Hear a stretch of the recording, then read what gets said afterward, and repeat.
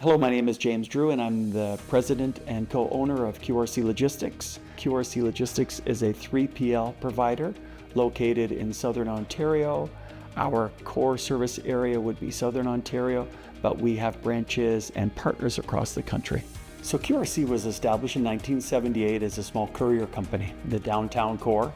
And since then we've evolved into a 3PL where we're servicing clients across the country from the East Coast to the West Coast. I was basically born into the company. So my mother married Rick Mutiger, who was the founder of QRC Logistics. So not born and raised into it, but been with the company for many years. My passion has been, I'm a third generation trucker, to be honest with you. My grandfather was a trucker, my father was a trucker, and I was destined to be a trucker myself, but had bigger aspirations to own a trucking company. The part that I love the most is working with our team. You know, as ironic or as cheesy as that sounds, it's an incredible team that we've built. You know, it's a very family-oriented team. We work very closely together. We all have that ownership way of thinking. If it makes sense to you as an owner, then go ahead and do it. As a full 3PL, we're a warehousing company and a logistics or transportation company. On the warehousing side, we do pick and pack, we do kitting, we do in and out with pallet freight as well. And then on the transportation side, we have the full gamut. So we have from courier division, you know, Honda Civics driving around, all the way up to 53-foot triaxles. You know, every delivery counts, and we look at it, every delivery is meaningful for us. You know, we're only as good as our last delivery, unfortunately, and we do thousands of them a day. So the benefits for working with a company of our size is, yes, we are large enough to service across the country, but we're still small enough that if things escalate, I will get involved. Our VP will get involved, our general manager gets involved, and we make sure that we find the solution if there are issues. White glove service we've been doing for many years. We provide white glove with a bit of a twist where we're doing UAD deliveries now, that unassisted type delivery. We call it the Santa Claus delivery, where we're making deliveries in the middle of the night when their store or back room is closed.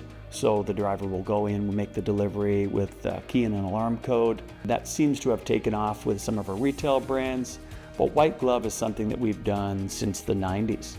Retail is a beast all in its own. You know, again, we've been doing retail since the 90s, you know, with many different clients, from sporting good clients to, you know, high-end jewelry clients. The white glove there is really taking ownership of that product that we're delivering to the client as well. So as soon as that product gets to our warehouse, we're scanning it into our facility, we're scanning it again to make sure that it's routed properly, we're scanning it onto the truck, scanning it at the store level, and then scanning out at the delivery. So it really adds some transparency to the delivery for the client. So our target focus for 2026 will be large US 3PLs. You know, as we are a Canadian carrier, I'm looking to work with American partners that have freight coming north of the border, that they could run freight into us, and then we could do the final mile deliveries for them. If you're an American 3PL and you have business coming up to north of the border, the Great White North, you're the clients that we're looking for. I'm looking for large US LTL 3PL providers that are looking for final mile carriers in the Canadian market. As a Canadian company, we've been in the business since 1978. We truly understand the intricacies of delivering LTL freight in Southern Ontario, Montreal, and into the West Coast. So what I'm looking for is I'm looking for clients that have that border crossing covered, but that are looking for that Canadian-based hub. We're literally a minute off of the highway, a major highway, the 401. We're open 24 hours a day, 7 days a week, so we can handle the inbound LTL out of our 300,000 square foot cross-dock and warehouse facility located in Halton Hills. As a U.S. carrier, most of them would be looking to get their drivers home.